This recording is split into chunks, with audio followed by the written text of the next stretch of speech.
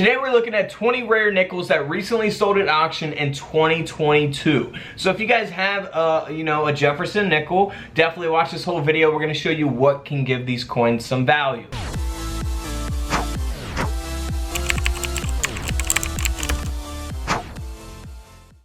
So welcome back to Couch Collectibles. Hope you guys are having an awesome day as always. Alright, we're starting off in the 1950s and we're going to get up into the 2000s. Now I get asked about this coin all the time, the Black Beauty. You know, these coins aren't super valuable. It's just an improperly alloy mix when they are creating the coin. So this coin is graded by Annex Eddie Mint State 64, and this coin sold for around $70 at auction. So not super valuable there. Let's move on to a 1964 D mint mark. Now this coin here has an incomplete punched planchet. You can see that line there where it would have been clipped going through, pretty obvious, the middle of the coin. It also does have a pretty small clip there at the top of the coin as well.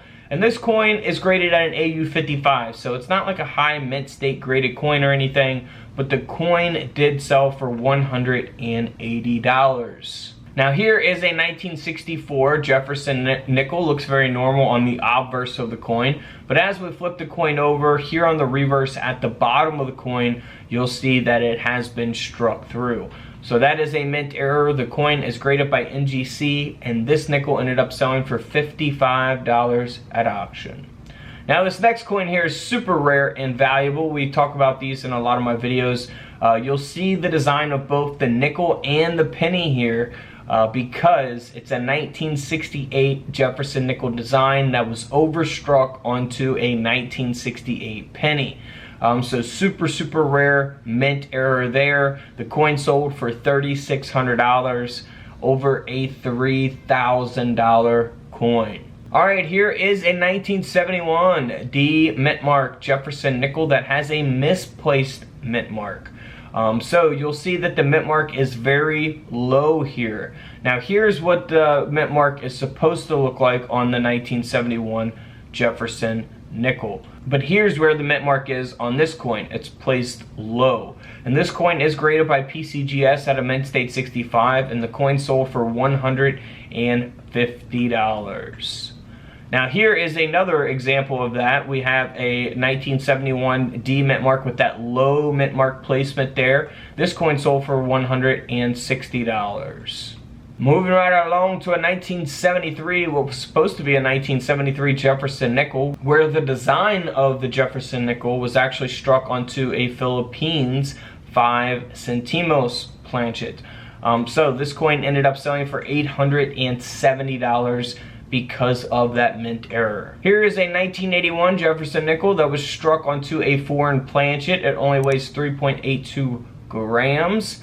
And this coin, graded by PCGS, ended up selling for over $310 at auction. Man, just looks like an old beat up 1981 nickel unless you're really paying attention to it, struck onto a foreign planchet. Here's a 1983 Jefferson nickel that has a die break at the top of the coin, so the coin's not in great condition. It's graded at an AU 53. It's not a high mint state grade, but the coin still sold for over $60 because of that die break, that extra metal there on the rim of the coin, also referred to as a cud. Now here is a 1984 that has the same type of mint error, a little bit smaller. It looks like they're at the bottom of the coin, but the coin is only graded at an AU 50. This nickel ended up selling for over $45 at auction. And obviously, something like this definitely found in circulation. I have found these. You can look for these on all kinds of different coins, not just Jefferson nickels. Now this next coin here is also a 1984 Jefferson nickel that has that die break at the bottom of the coin, but it also has clashed dies. So you can see that die clash. You'll see the lines there on the obverse of the coin where that reverse design is coming through.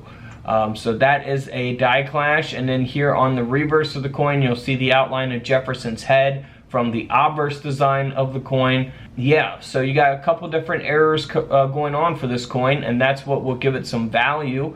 This coin sold for $160. Now here's a 1989 Jefferson nickel that has a partial collar here. So you'll see that around the rim of the coin, of course. This coin ended up selling for around $100 at auction. Here's a 1989 Jefferson nickel that has been broad struck, which is pretty obvious around the rim of the coin there. And then we also have that indent there as well. So couple different mint errors there.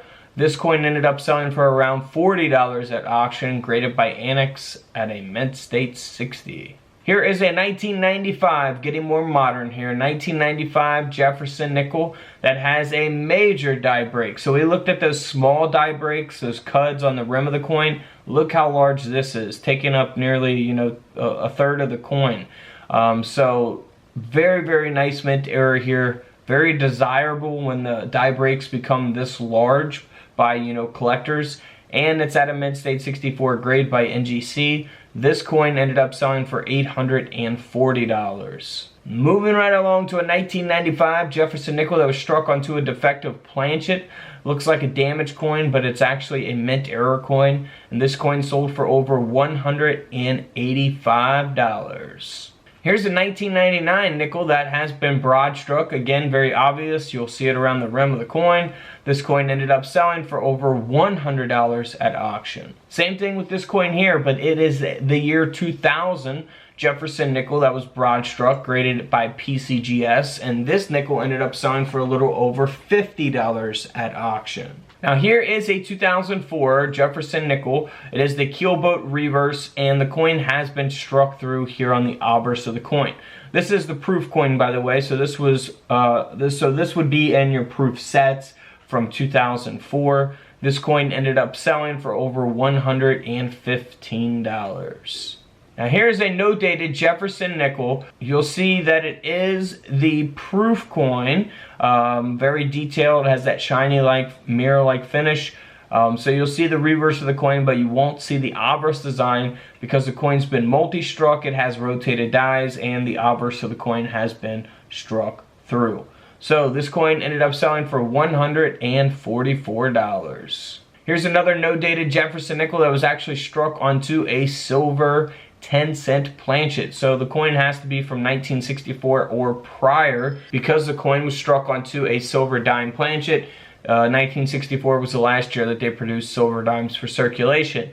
So this coin here ended up selling for over $515 because of that mint error. So always pay attention to your coins, and feel free to check out the other coin videos here on the page where I'll show you guys some newer coins that are worth money. Alright guys, don't forget to subscribe in the middle. Feel free to check out the videos to the left of me. And until tomorrow, I'll see you guys in the comment section below. This is Couch Collectibles, and this is where I disappear.